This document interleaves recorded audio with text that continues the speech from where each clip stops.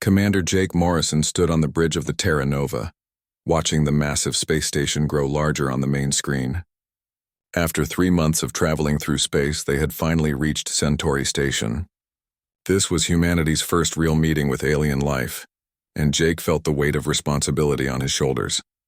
"Station coming into visual range," announced Amy Rodriguez from the pilot's seat. Her hands moved quickly over the controls as she guided their ship toward the docking bay. Amy had been Jake's pilot for 5 years, and he trusted her completely. "Look at the size of that thing," whispered Ben Turner, the chief engineer. He pressed his face against the window, staring at the alien structure. The station was bigger than any city on Earth, with strange curved sections that seemed to flow like water frozen in space. Dr. Lisa Grant, their xenobiologist, was busy studying her scanner readings. "I'm detecting 12 different ship designs docked at various ports. That means at least 12 different alien species are waiting for us." Jake nodded slowly. Earth's governments had spent months preparing for this moment. When the aliens first contacted Earth 6 months ago, they had been incredibly polite and welcoming. They spoke of a peaceful galactic community that wanted to share knowledge and friendship with humanity. It seemed too good to be true. "Incoming transmission from the station," Amy reported. "Put it on screen," Jake ordered. The face that appeared was definitely not human. Ambassador Zeth Ka belonged to a species called the Velkans. His skin was blue-gray, and his large eyes seemed to glow with inner light. When he smiled, Jake could see rows of small, sharp teeth. "Welcome, friends from Earth," Zeth Ka said in perfect English. "We have been waiting for this historic moment. Your species has shown such promise, and we are eager to introduce you to our peaceful community." "Thank you, Ambassador," Jake replied. "We're honored to be here and excited to learn about your civilization. Please proceed to Docking Bay 7. We have prepared a wonderful reception for you. Representatives from many worlds are here to meet humanity." As their ship moved toward the docking bay, Jake studied the other vessels attached to the station. Each one looked completely different from the others. Some were smooth and organic looking, while others appeared to be made of crystal or metal. One ship seemed to be partially alive, with sections that pulsed like a heartbeat. "This is incredible," Lisa said, still watching her instruments. "The biological diversity here is amazing. Some of these species evolved in completely different environments than we can imagine." The docking procedure went smoothly, and soon they were walking through an airlock into the alien station. The first thing Jake noticed was how clean everything looked. The walls were white and curved, with soft lighting that seemed to come from everywhere at once. The air smelled like flowers, though Jake could not identify which kind. Ambassador Zeth Ka was waiting for them with several other aliens. Jake tried not to stare, but it was difficult. One creature looked like a giant insect with 4 arms and rainbow-colored wings. Another appeared to be made entirely of living crystal that sparkled when it moved. A third alien was tall and thin, with gray skin and enormous black eyes. "Allow me to introduce you to our community," Zeth Ka said proudly. "This is Hive Singer Clicks of the Zero Collective." The Zeker insect alien made a musical humming sound that somehow Jake understood as a greeting. "And this is Scholar Vex 9 of the Arxian Crystal Dynasty." The crystal being's voice sounded like wind chimes. "We are pleased to share our knowledge of faster-than-light communication with your species." The introductions continued for several minutes. Each alien seemed friendly and eager to help humanity. They offered gifts of technology, scientific knowledge, and cultural exchange. Jake found himself wondering why they were being so generous to a species they had just met. "Your people must be wondering why we offer so much to newcomers," said the tall gray alien, who was called Thoughtkeeper Yen of the Threnody Union. "The answer is simple. Our community has learned that peace and cooperation benefit everyone. We have moved beyond the primitive conflicts that once plagued our worlds." "That's very enlightening," Jake said carefully. "How long has your community existed?" "We have been united for over 2,000 Earth years," Zeth Ka answered. "In that time, we have eliminated war, hunger, and disease from our worlds. We hope to share these gifts with humanity." As they toured the station, Jake noticed that everything seemed almost too perfect. The aliens spoke about their past conflicts only in general terms, always emphasizing how they had evolved beyond such behaviors. When Lisa asked specific questions about their military capabilities, the conversations quickly changed to discussions of art and philosophy. "Your species shows great curiosity," Hive singer Clicks noted when Lisa asked about their defensive systems. Perhaps you would prefer to see our cultural achievements instead. We have music that can heal emotional pain and stories that teach wisdom.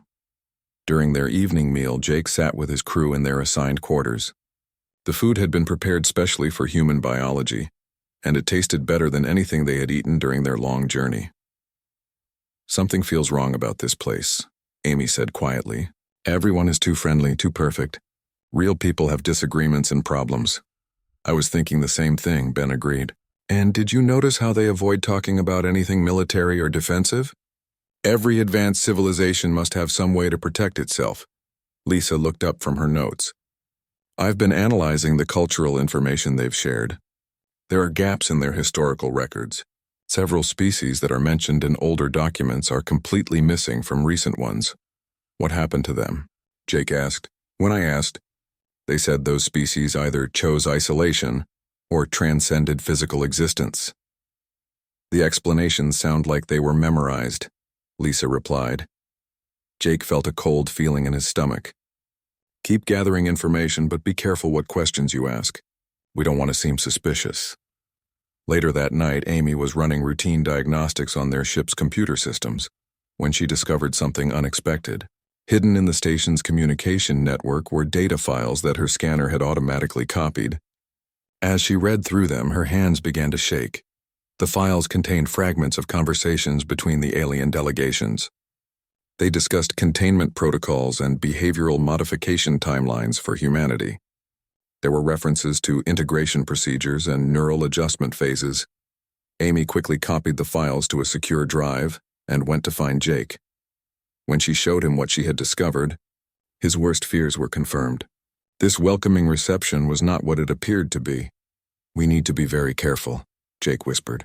If they discover that we know something is wrong, we might never make it home to Warn Earth. Outside their quarters, the alien station continued its peaceful routine, but now Jake knew that beneath the friendly surface something much darker was waiting. Dr. Emma Clark carefully examined the alien device in her laboratory on Earth. The Vulcan communication module was no bigger than her hand, but according to the aliens, it could send messages instantly across thousands of light years. Her team had been studying the various alien gifts for 2 weeks, and Emma was starting to have serious concerns. Ryan, come look at this, she called to her physicist colleague. Dr. Ryan Bell walked over, adjusting his glasses as he studied Emma's computer screen. What am I looking at? He asked. Hidden code buried deep in the device's programming. Every single alien gift we've received has similar code embedded in it. Look at these patterns. Emma pointed to lines of strange symbols scrolling across her monitor. Ryan frowned as he studied the data. This doesn't look like normal operating code. What do you think it does? I'm not sure yet, but I have a theory that scares me. Nina, can you come here, please? Emma called to their computer specialist. Nina Foster hurried over from her workstation. She was young but brilliant with computer systems. What do you need? Can you analyze these code patterns and tell me what they might be designed to do? Nina spent an hour running various analysis programs on the alien code. When she finished, her face was pale. Dr. Clark, this code appears to be designed to interface with human neural patterns. It's like a program meant to connect with the human brain. Emma felt her heart racing. Are you saying this technology is designed to control human minds? Not control exactly, Nina replied slowly. More like monitor and gradually influence human thought patterns. If these devices were widely distributed, they could slowly change how people think without them realizing it. Meanwhile, far from Earth, Jake Morrison and his crew were being given a tour of the galaxy aboard the Vulcan ship Harmonies. Dawn. Ambassador Zethka had insisted they see examples of the peaceful civilization that humanity could join. Their first stop was the agricultural world of Kepler 442b, home to the insectoid Zyril species. The planet was beautiful, covered in vast gardens and crystal cities that sparkled in the sunlight of twin suns. Our people live in perfect harmony with nature, explained hive singer Clicks as they walked through endless fields of strange, colorful plants. We have no need for weapons or violence. All conflicts are resolved through song and shared thought. Captain Dex Walsh, Jake's military advisor, was studying the planet's orbital space through binoculars. Dex had 20 years of combat experience and knew defensive systems when he saw them. "Those aren't weather satellites," he whispered to Jake, pointing at metallic objects in orbit around the planet. Jake looked where Dex was pointing. The objects did look like satellites, but their positioning was all wrong for weather monitoring. They were arranged in a perfect defensive grid around the planet. "Why do you need so many satellites for weather prediction?" Jake asked Clicks casually. The insect alien's wings twitched slightly. "Oh, those serve multiple purposes. Weather, communication, navigation. Very efficient." But Jake noticed that Clicks avoided eye contact when answering, and the alien's musical humming became slightly off-key. Lisa had taught him that many species showed stress through changes in their natural sounds. Their next stop was the industrial world of Proxima Tertius, where they were invited to watch a cultural celebration. The hosts were the Krathen, a species that looked like walking reptiles with thick armor-like skin. "Our people were once warriors," explained their guide, a Krathen named Artkeeper Thekvon, "but we have evolved beyond such primitive behaviors. Now we express our warrior spirit through art and dance." The celebration was impressive. Hundreds of Krathen performed elaborate routines with flowing banners and synchronized movements. But Ben Turner, watching from the audience, noticed something odd about their artistic performance. "Jake," he whispered, "those aren't dance moves. Look at how they're moving." Jake studied the performers more carefully. Ben was right. The Krathen were moving in perfect military formations. Their dance was actually a display of tactical maneuvers. The flowing banners they carried were exactly the right size and weight to be weapons. "That's a battle formation," Dex confirmed quietly. "I've seen similar patterns in military exercises. They're showing off their combat capabilities while pretending it's art." After the celebration, Lisa approached Artkeeper Thekvon with questions about Krathen history. "Your cultural records mention several other species that lived in this sector. What happened to the Melody and the Zephyrians?" Thekvon's large reptilian eyes seemed to grow distant. "They chose different paths. Some species prefer isolation. Others transcend physical existence to explore higher realms of consciousness. But their worlds are empty now," Lisa pressed. "There's no sign they ever existed." "The universe is vast and full of mysteries," Thekvon replied. But his voice sounded hollow, like he was reciting memorized words. That evening, as the human delegation relaxed in their guest quarters aboard the Harmony's Dawn, Amy was running her usual communication checks. Her job was to maintain contact with Earth and monitor all radio traffic around their ship. She was not supposed to be listening to the aliens' private communications, but her scanning equipment automatically recorded all nearby transmissions. As she reviewed the day's recordings, she discovered something that made her blood run cold. Hidden in what appeared to be routine status reports, Amy found a real-time conversation between alien command structures. The message was in a language her computer could translate, and the content was terrifying. "Human integration timeline must be accelerated," one voice said. "Ground observation teams report concerning aggressive tendencies in their military preparations." "Confirmed," replied another voice. "The species shows more resistance to preliminary conditioning than anticipated. Recommend immediate implementation of Phase 2 protocols." "Understood. All GIFs deployed on the human homeworld are now active.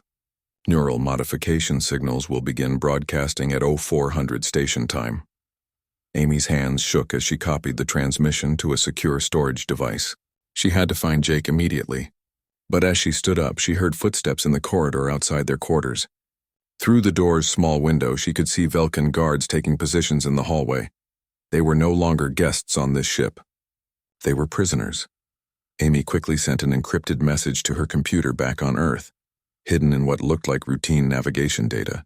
If Emma and her team were monitoring alien technology, they might be able to detect and stop whatever was about to happen. Then she quietly woke Jake and the others. "We have a big problem," she whispered, showing them the intercepted transmission. "And I think we're about to have an even bigger one." Outside their quarters, the alien guards waited patiently.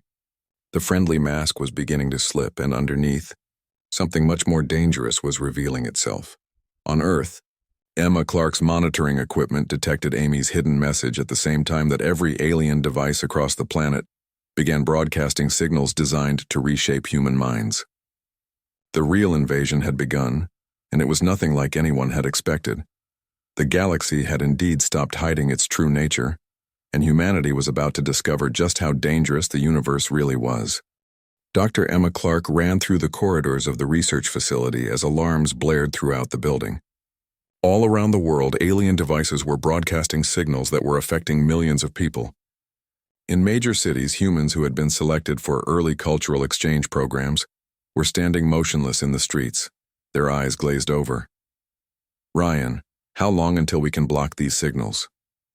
Emma shouted over the noise. "Working on it," Ryan Bell called back from his computer station.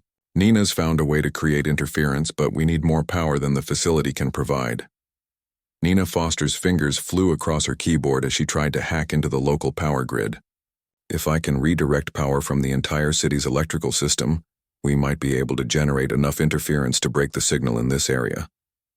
Emma watched the news feeds on her monitors with growing horror. Reports were coming in from around the globe. In New York, London, Tokyo, and dozens of other cities, people were walking in perfect formation toward mysterious collection points. They moved like sleepwalkers, ignoring friends and family who tried to stop them. "Dr. Clark," one of her assistants called out, "we're getting reports that some people are resisting the effects. It seems to work better on people who have used the alien technology frequently." Emma felt a spark of hope. That makes sense. The more exposure to the alien devices, the more effective the neural modification signals would be. We need to warn people to destroy any alien technology they have. Meanwhile, on the Velkin ship Harmony's Dawn, Jake Morrison faced Ambassador Zeth Ka in what was no longer a friendly meeting room. The Velkin's appearance had changed dramatically. His skin now had a metallic sheen, and his eyes glowed with cold blue light. The friendly smile was gone, replaced by an expression of calculated menace. "You have been very clever, Commander Morrison," Zeth Ka said in a voice that sounded like two people speaking at once. "Your species detected our deception faster than any other in over 1,000 cycles." "What are you?" Jake demanded. "What have you done to the real Velkins?" Zeth Ka laughed, a sound like breaking glass. "I am the real Zeth Ka. We are all real. But we are also something more now, something better." The door opened and other alien representatives entered the room, but they looked different than before. Hive singer Clix's rainbow wings were now metallic, and its insect sounds had become mechanical clicking. Scholar Vex 9's crystal body pulsed with artificial light patterns. "Let me explain," Zeth Ka continued. "Long ago, each of our species was like yours. Independent, proud, warlike, we fought against an enemy we could not defeat. An ancient intelligence called the Dominion Corps. Artkeeper Thekvon stepped forward, his reptilian features now showing mechanical implants. The Corps offered us a choice: submit to neural modification and serve willingly, or be destroyed completely. Most of us chose survival. You're slaves," Lisa said with disgust. "We prefer the term improved," Thoughtkeeper Yen replied. "We maintain our original personalities and memories. We can still feel love, fear, hope, but we cannot disobey the Corps' fundamental directives." Jake felt his blood turn cold. "What are those directives?" "Expand the Empire. Eliminate threats. Convert or destroy resistant species," Zeth Ka recited mechanically. "Your species represents the first significant threat the Corps has encountered in centuries." Amy spoke up from where she sat under guard. "Why are we a threat? We haven't even left our solar system until now." "Because you detected our deception." Clix clicked and hummed. "Every other species we have encountered either accepted our gifts willingly or was conquered through direct military action. None have ever seen through our peaceful facade." Captain Dex Walsh, who had been quietly studying their captors, asked the question that Jake was afraid to hear answered. "How many species have you conquered?" "All of them," Thekvon replied simply. "Every intelligent species in this galaxy has either been modified to serve the Corps or has been completely destroyed. We are the monuments to the Corps' victories, walking museums of civilizations that no longer exist."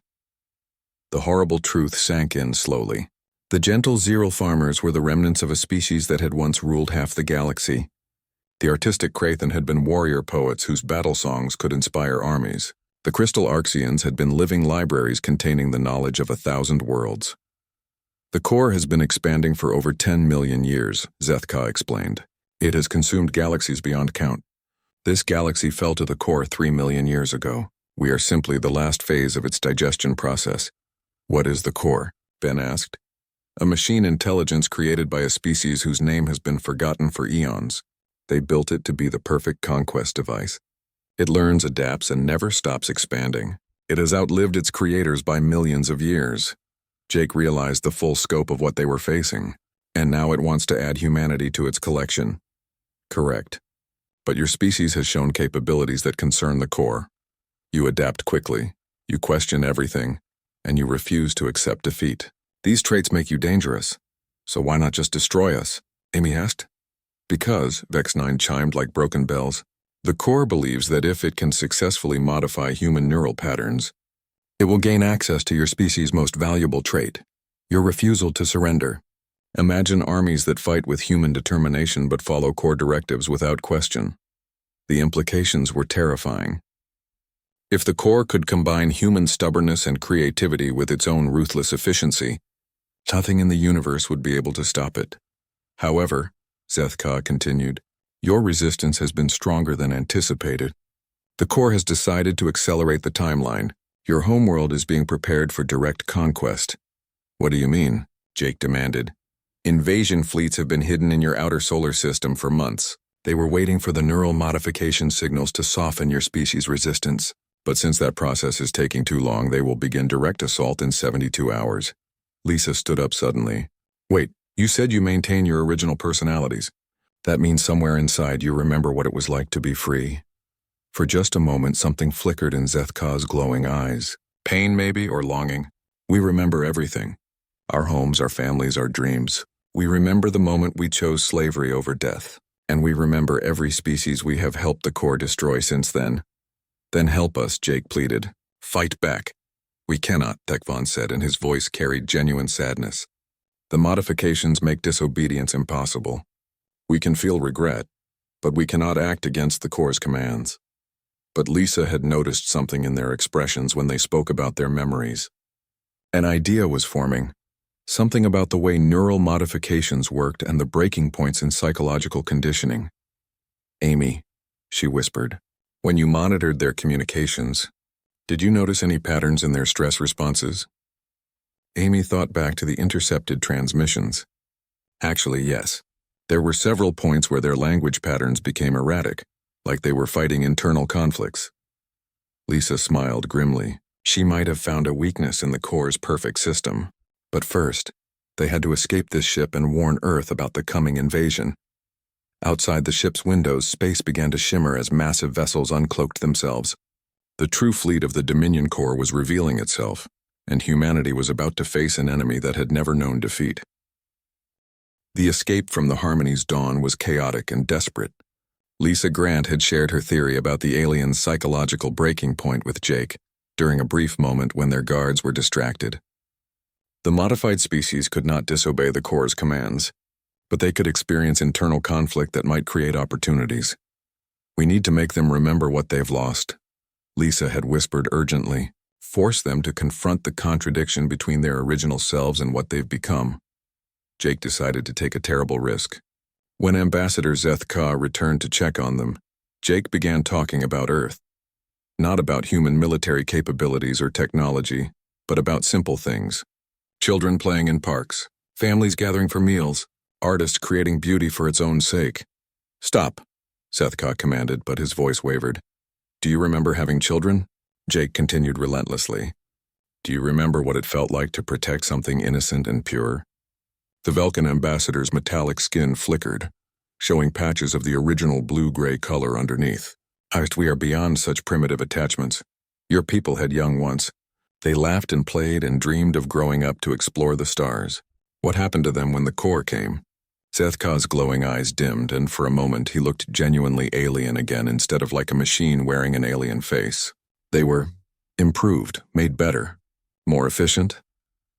They were turned into weapons, Amy said quietly. Just like you. The psychological pressure was working. Jake could see stress patterns in all their alien captors. Clix's mechanical clicking became erratic. Vex9's crystal body flickered between artificial patterns and natural formations. Tekvon's reptilian features twitched as if fighting some internal battle. When the ship's alarm system activated, warning of a system malfunction, their guards were confused for precious seconds. Jake realized that Lisa's theory was correct. The neural modifications had weaknesses. The aliens were struggling with conflicting commands from their original instincts and the Corps.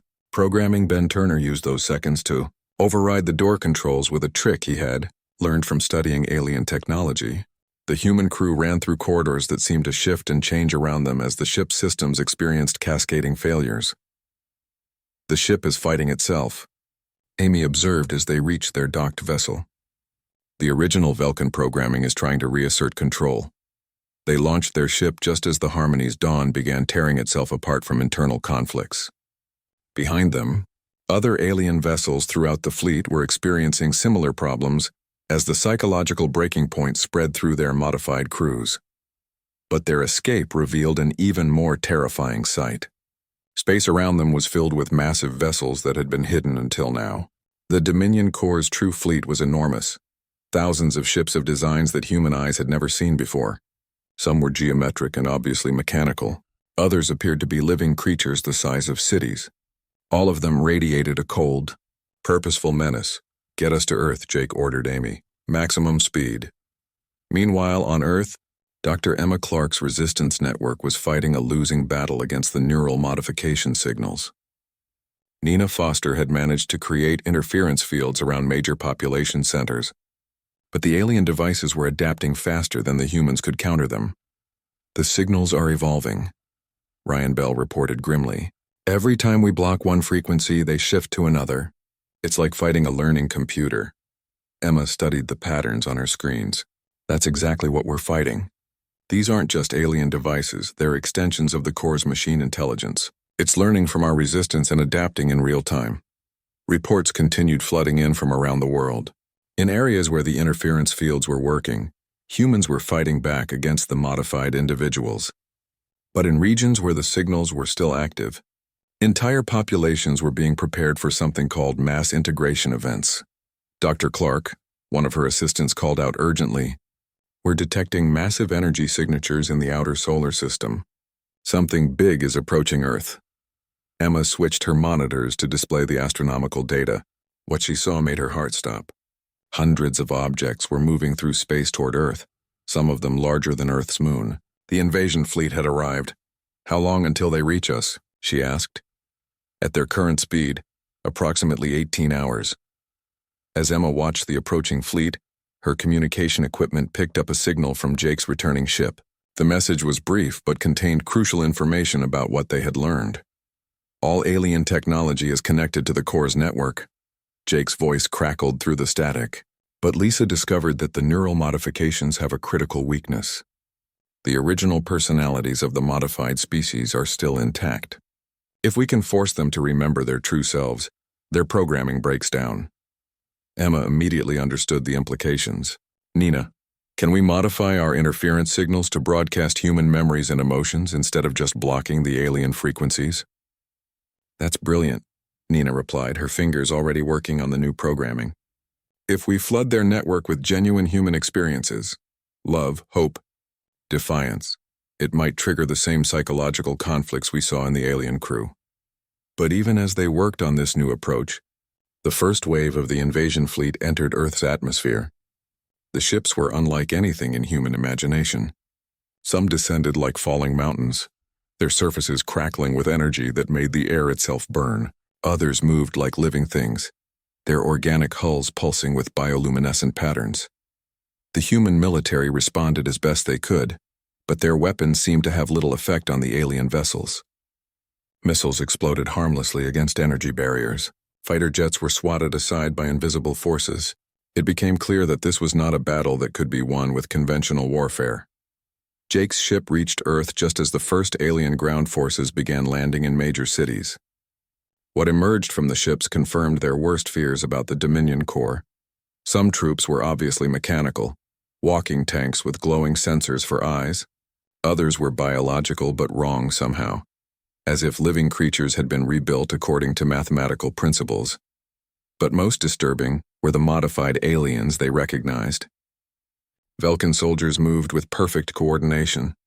Krathan warriors wielded weapons that combined their natural armor with mechanical enhancements. Zyral swarms filled the sky like metallic insects, their rainbow wings now sharp as blades.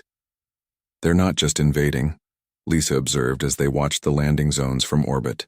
They're demonstrating, showing us what happens to species that resist the core.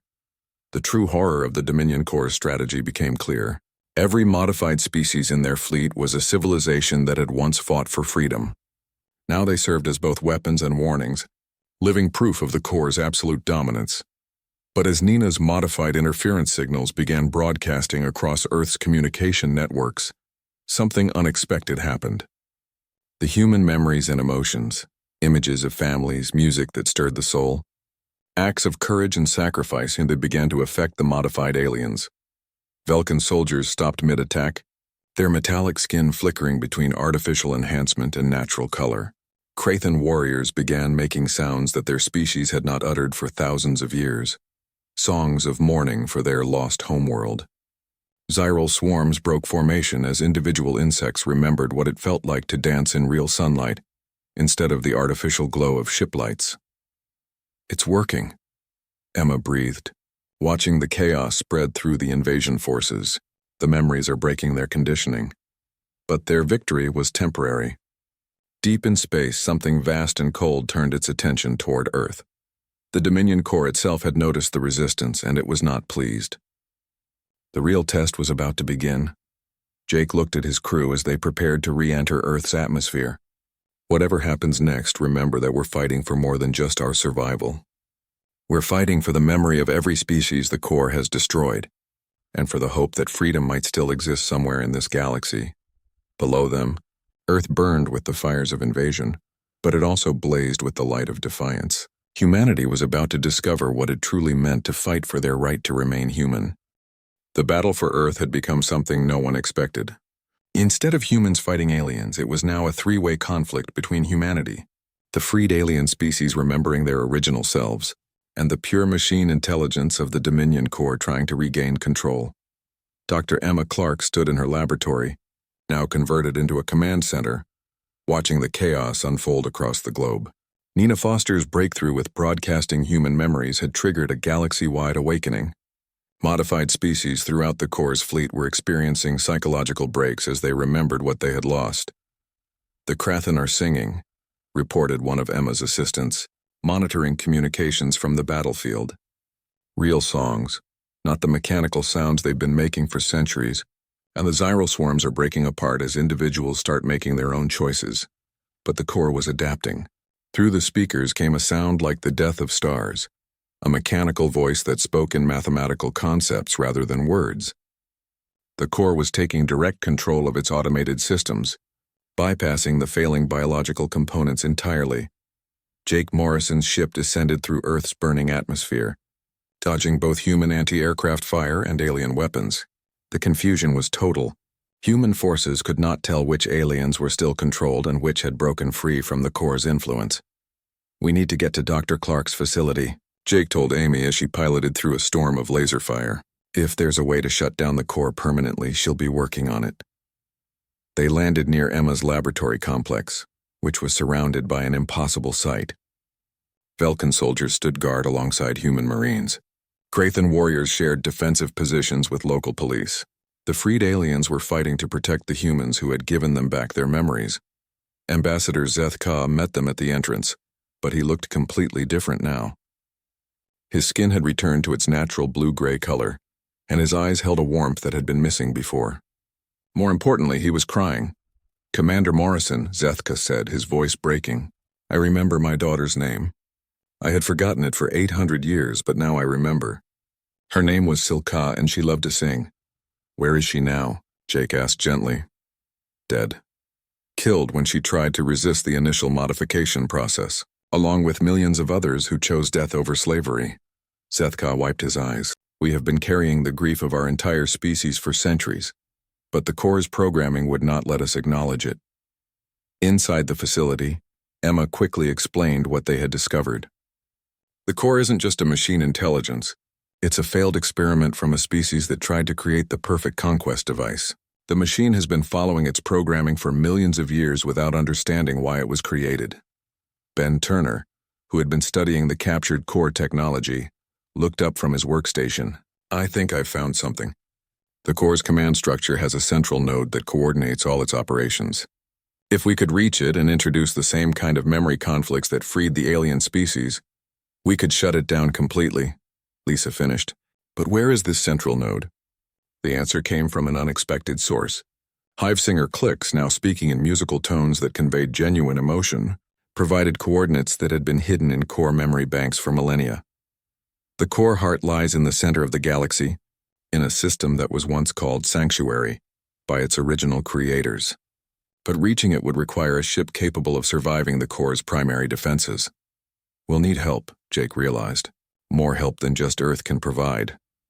Over the next few hours, something unprecedented happened.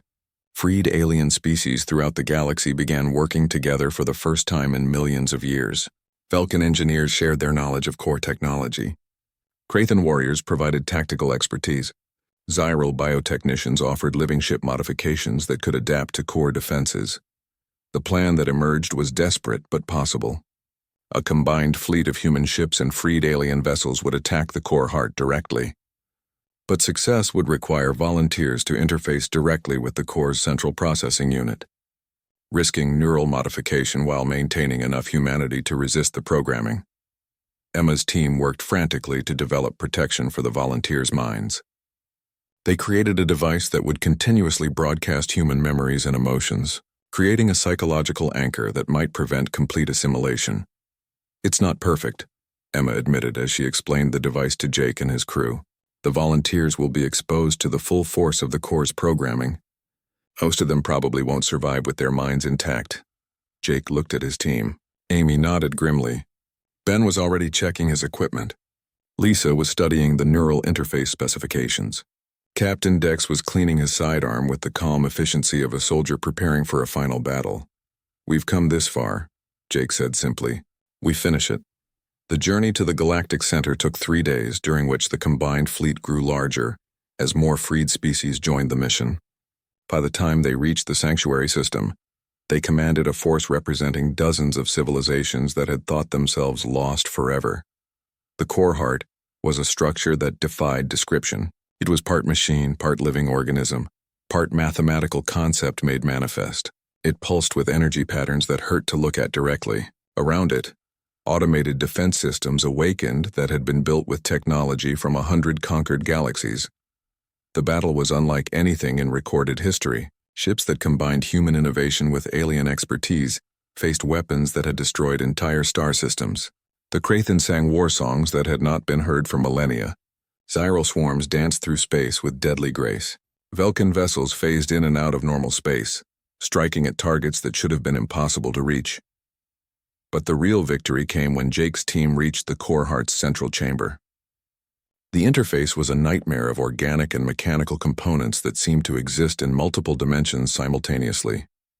Remember who you are. Emma's voice crackled through their communicators as they began the interface process. Remember what you're fighting for. As Jake connected with the core's central processing unit, he was flooded with the memories of 10 million years of conquest. He saw galaxies fall and species die. He felt the cold satisfaction of perfect efficiency and the mathematical beauty of total domination. But he also felt something the core had never understood: the irrational, stubborn, illogical refusal of living beings to surrender their freedom. He felt Amy's determination to fly her ship home safely, Ben's pride in solving impossible engineering problems, Lisa's joy in discovering new forms of life, Dex's unshakable loyalty to his friends. Most importantly, he felt the recovered memories of every freed alien species, their love for their lost children, their grief for their destroyed homelands, their hope that somewhere, somehow, freedom might survive.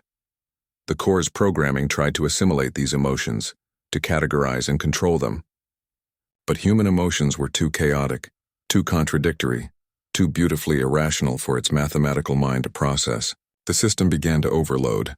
Now, Jake whispered, and Amy, Ben, Lisa, and Dex all connected to the interface simultaneously. The combined force of human stubbornness and alien hope crashed into the core's central processing unit like a wave of pure defiance. For the first time in 10 million years, the perfect conquest machine experienced something it could not understand or control: the absolute refusal to be conquered. The core heart began to tear. Itself apart as contradictory commands flooded its systems. Across the galaxy, core installations went silent. Modified species everywhere felt their mental chains break as the central programming network collapsed. Jake felt his consciousness fragmenting as the core's death throes threatened to drag him into digital oblivion. But Amy's voice reached him through the chaos, calling him home. And somehow, impossibly, most of them made it back. A year later, Jake stood on the observation deck of the new Terra station, watching ships from dozens of former core species working together to explore the galaxy. Amy was commanding a joint expedition to the far rim. Ben was teaching alien engineers how to build ships powered by human stubbornness. Lisa was documenting the recovery of species that had been silent for millions of years. The galaxy was still healing from 10 million years of oppression, but it was healing. And at the center of that recovery was humanity's greatest gift, not superior technology or fighting ability, but the simple, irrational, beautiful refusal to accept that any situation was truly hopeless. In her final research log, Emma Clark wrote, "The Dominion Corps spent 10 million years trying to create the perfect universe, efficient, organized, controlled. But perfection is the enemy of life. Life is messy, chaotic, unpredictable, and absolutely determined to remain free." The Corps never understood that its greatest weakness was also its fundamental nature. It could only create order, never freedom. And in the end, freedom won. The galaxy had indeed stopped hiding its true nature. But that nature was not the cold efficiency of machine intelligence. It was the warm chaos of living beings who refused to surrender their dreams no matter how impossible they seemed.